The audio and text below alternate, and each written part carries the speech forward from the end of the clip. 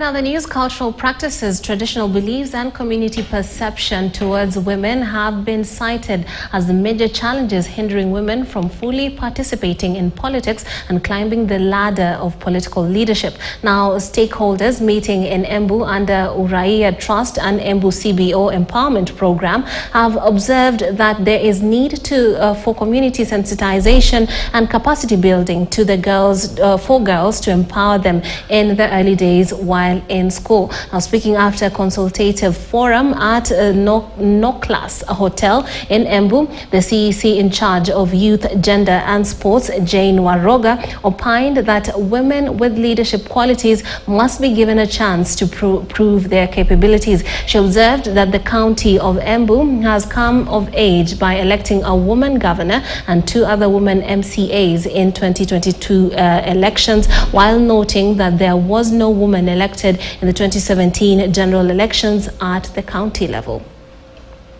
Tunapitia changamoto mingi sana, especially when it comes to political grounds, because the first thing, we are being discriminated.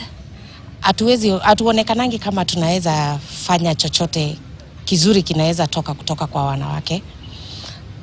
Unapata discrimination from the men. Ukienda kwa mkutano wa siasa, unapata umerushwa mawe, umeitwa majina chafu, yenye pia inafanya lose hope in political class. Women, especially women living with disabilities, have a lower chance when it comes to governance. Why?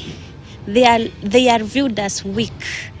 People living with disabilities, not only women, we need support, technical support, mental support, emotional support, na ukifika kwa viongozi wanaichukua kama kitu ngumu sana kusupport a person with disability. Why? Because anahitaji mambo mingi sana kusaidiwa. Wakati tunazungumzia masuala ya wanawake, lazima sana tuangazie masuala ya watoto, hasa watoto ambao ni wasichana, ili ndio watakuwa kuwa viongozi wa wanawake wa kesho.